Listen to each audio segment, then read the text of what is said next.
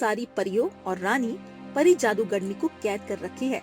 और रानी परी बोलती है, आज तुम बड़े मुश्किलों से पकड़ में आई हो। तुम्हें मैं ऐसी जगह कैद करके भेजूंगी तुम सोच भी नहीं सकती। तुमने जो काम किया है उसका तुम्हें दंड जरूर मिलेगा। रानी परी उसे जादूगरनी को एक शीशे में कैद कर लेती है। तभी अचानक ऊपर से एक अदृश्य शक्ति आती है और शीशे को अपने साथ ले जाती है। परियों रोको शीशे को, ये कौन सी शक्ति आके शीशे को अपने साथ ले गई? अब तक आपने देखा कैसे साधु बाबा ने दुष्ट जादूगरनी को वापस शीशे में कैद कर दिया था और अंतरिक्ष की ओर भेज देते हैं। लेकिन वो शीशा नारियल पेड़ पे जाकर अटक जाता है और अब एक प्रतापगढ़ नाम के राज्य में वो शीशा एक झील के पास बड़े से नारियल के पेड़ पर अटका हुआ होता है। तभी वहाँ पर दो मछुआरे सत्यम और नवीन आपस में बात करते हुए आते हैं। देखो भाई, आज बहुत सारी मछलियाँ पकड़ लेंगे। देखो कितनी सारी मछलियाँ हैं यहाँ। सही बोल रहे हो भाई, आज तो बहुत सारी मछलियाँ हैं इधर। और देखो इधर तो ज्यादा मछुआरे भी नहीं हैं। सही बोल रहे हो भाई। चलो अब चल के मछलियाँ पकड़ते हैं। फिर सत्यम और नवीन दोनों मछलियाँ पकड़ने के लिए जाल बिछाते हैं। तभी वहाँ तेज से हवा आती है और मौसम पूरा खराब हो जाता है। तभी उस नारियल के पेड़ पे से वो रहस्यमय शीशा गिर जाता है और शीशे में दरार पड़ जाती है। शीशा पूरी तरह टूट जाता है। तभी शीशे में से दुष्ट जादूगरनी दोबारा आजाद हो जाती है।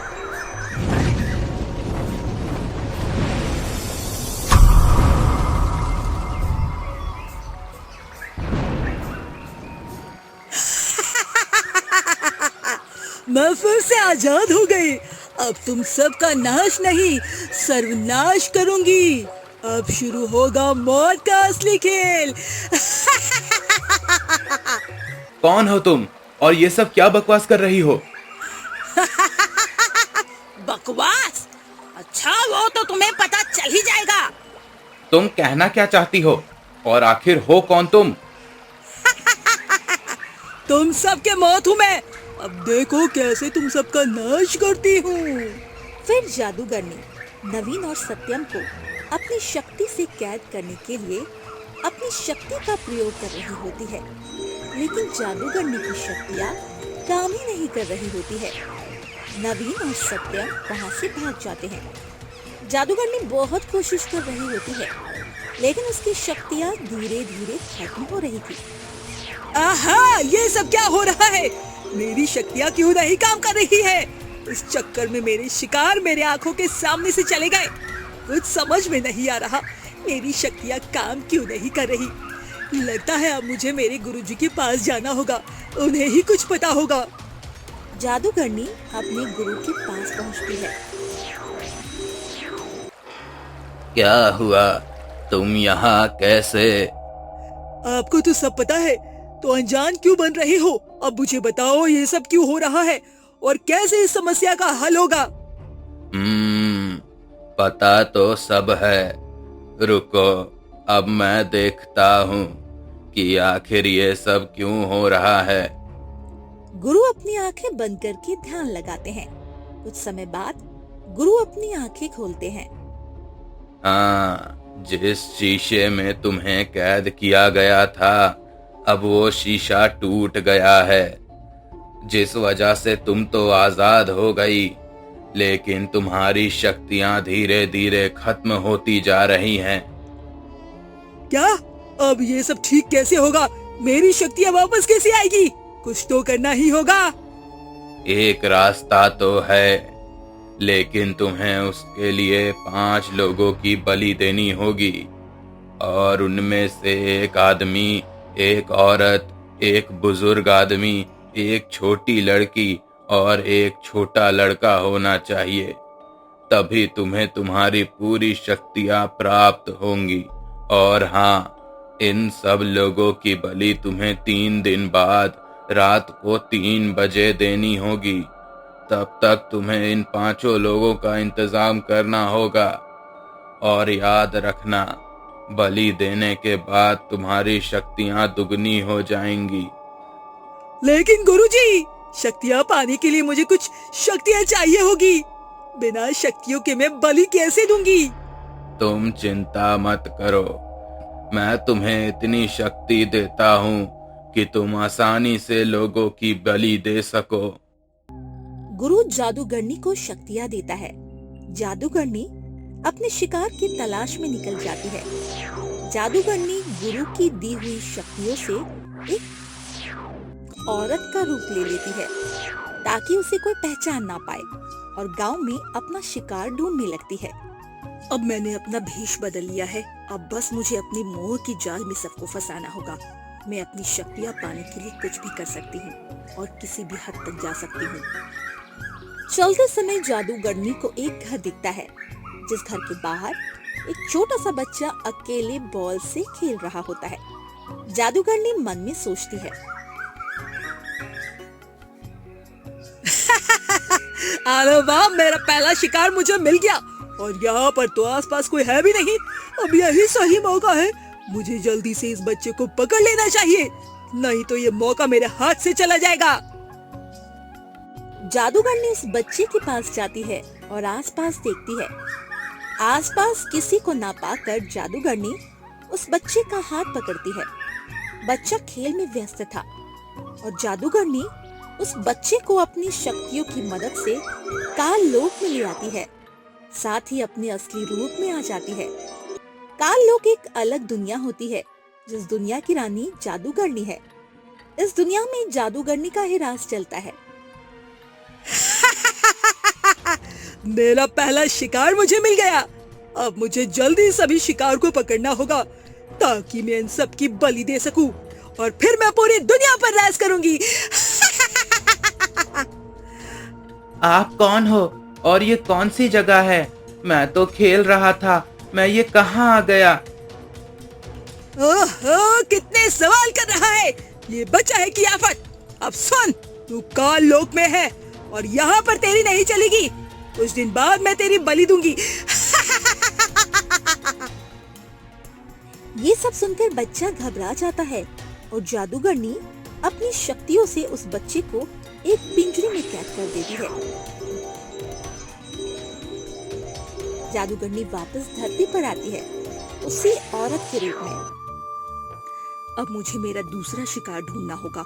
गांव में थोड़ा और आगे जाके देखती हूँ, क्या पता कोई शिकार मिल जाए। जादूगरनी अपने शिकार की तलाश में और गांव में घूम रही होती है। तभी उसे एक बुजुर्ग आदमी और उसकी पोती दिखते हैं जो कि कहीं जा रहे होते हैं। अरे वाह, एक ही बार में दो शिकार। सही मौका है, जल्दी से इन लोगों को भी उठा लेती हूँ। लेकिन तकलीफ तो इस बूढ़े का है, ये तो समझदार भी है। इन लोगों को पकड़ने के लिए मुझे इन्हें अपने बहकावे में लेना होगा। जादूगरनी उस बुजुर्ग आदमी और उसकी पोती के पास जाती है और बोलती है, दादाजी, आप थोड़े थके हुए दिख रहे हैं, बताइए कहाँ जाना है। आपको मैं छोड़ देती हूँ। आपकी तबीयत ठीक नहीं लग रही और आपके साथ तो ये छोटी सी बच्ची भी है। ये सब तो ठीक है बेटी, लेकिन तुम हो कौन और हमारी मदद करना क्यों चाहती हो? जादूगरनी बुजुर्ग आदमी की आंखों में देखती है। बुजुर्ग आदमी जादूगरनी की वश में आ जाता है और जादूगरनी की बातें बिना कुछ सोचे समझे मान लेता है। दादाजी, आपको देखा तो मुझे मेरे पिता की याद आ गई। वो भी आपकी तरह थे और मैं तो दूसरे गांव से यहाँ कुछ काम से आई थी। अच्छा बेटा, चलो, मुझे थोड़ा सा आगे जाना है, चलो। जादूगरनी इधर उधर नजर घुमा के देखती है, वहाँ कोई नहीं दिखता। तो जादूगरनी बुजुर्ग आदमी और छोटी बच्ची का हाथ पकड़ती है और अपनी शक्तियों से बुजुर्ग आदमी और इस छोटी बच्ची को अपने साथ काल लोक ले आती है और उन दोनों को भी उसे पिंजरे में बंद कर देती है जिसमें जादूगरनी ने छोटे बच्चे को कैद किया था। ए बूढ़ा, बहुत तमाशा कर लिया। अब नहीं, अब तुम सबकी बोलती ही बंद कर देती हूँ। जादूगरनी अपनी शक्तियों से उन सब लोगों की जिनको भी उसने कैद किए थे बोलते ही बंद कर देती है और अब कोई कुछ बोल नहीं पाता। अगले दिन जादूगरनी वापस धरती पे औरत का रूप लेके आ जाती है। फिर जादूगरनी किसी जंगल की तरफ चल देती है। जंगल में जादूगरनी देखती है सामने से एक औरत अपने पति के साथ कहीं जा रही होती है। तभी जादूगरनी उनके पास जाती है और उनकी आंखों में देखती है, जिस वजह से औरत और आदमी दोनों ही जादूगरनी के वश में आ जाते हैं। अब बहुत जल्द मेरी सारी शक्तियाँ मुझे वापस मिल जाएगी, वो भी दुगनी शक्तियों के साथ, और फिर मैं उस पूरी दुनिया पर राज करूंगी।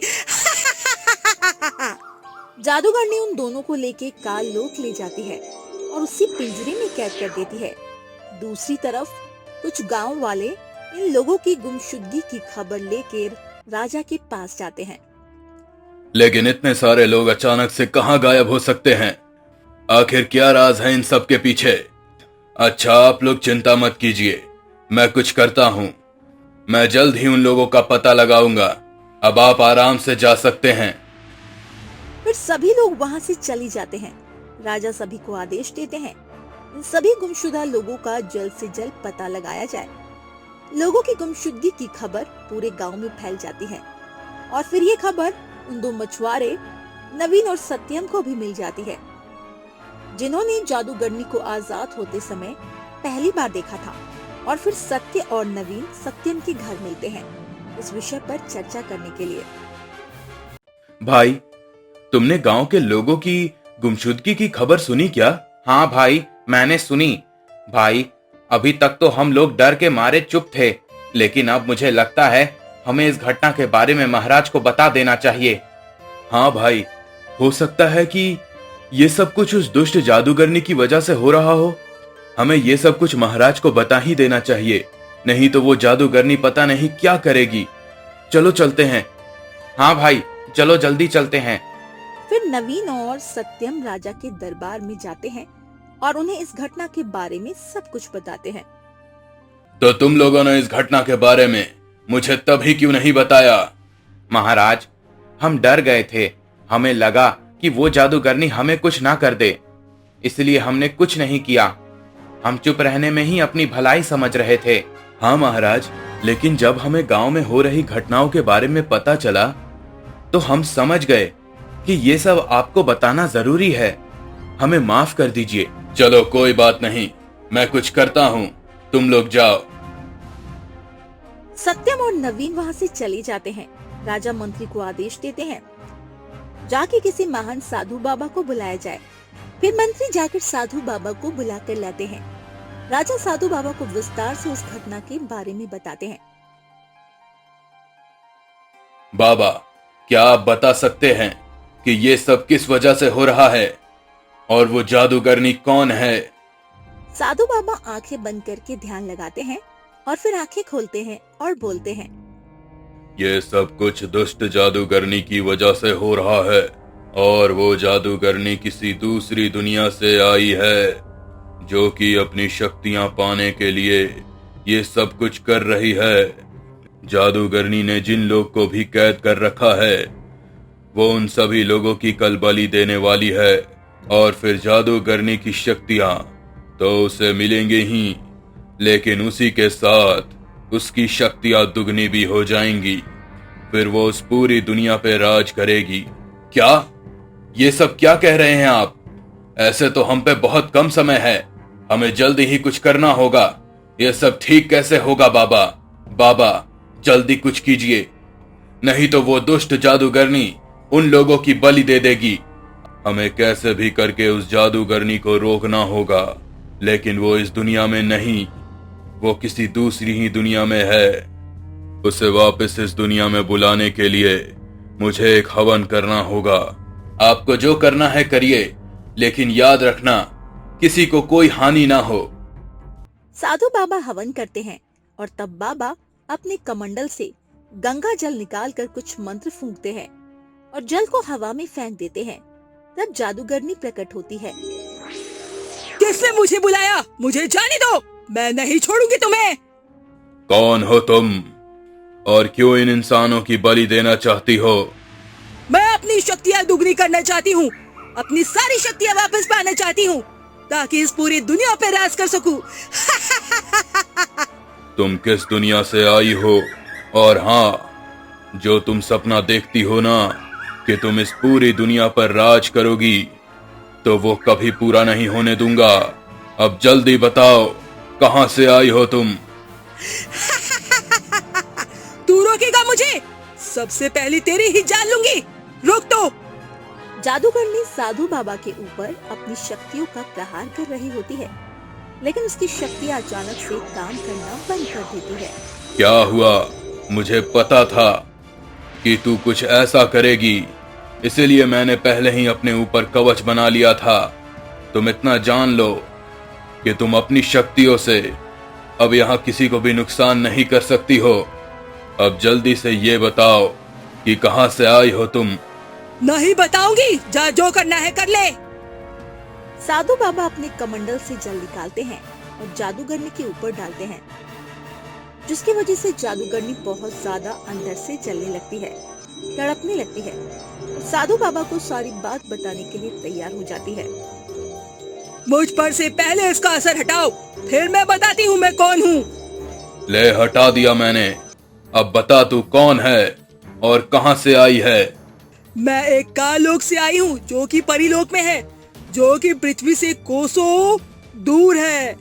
लेकिन तुम शीशे में कैद हुई कैसे? बताती हूँ, मुझे दंड मत दो। हम देखते हैं कि परिलोक में सारी परियों और रानी परी जादूगरनी को कैद कर रखी है और रानी परी बोलती है, आज तुम बड़े मुश्किलों से पकड़ में आई हो। तुम्हें मैं ऐसी जगह कैद करके भेजूंगी तुम सोच भी नहीं सकती। तुमने जो काम किया है उसका तुम्हें दंड जरूर मिलेगा। रानी परी उसे जादूगरनी को एक शीशे में कैद कर लेती है। अभी अचानक ऊपर से एक अदृश्य शक्ति आती है और शीशे को अपने साथ ले जाती है। परियों, रोको शीशे को। ये कौन सी शक्ति आके शीशे को अपने साथ ले गई? अभी हम देखते हैं शीशा परिलोक से जा रहा होता है और अंतरिक्ष के रास्ते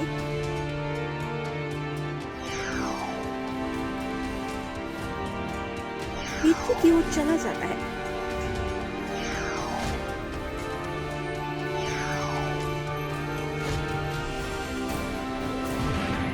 और मैं इस तरह पृथ्वी पर आ गई और मैं शीशे से आजाद होने लग गई। लेकिन तुम्हें परियों ने कैद क्यों किया था? यह बताओ, आखिर क्या कारण था परियों को तुम्हें कैद करने का? और अब तुम धरती वासियों को क्यों अपना शिकार बना रही हो?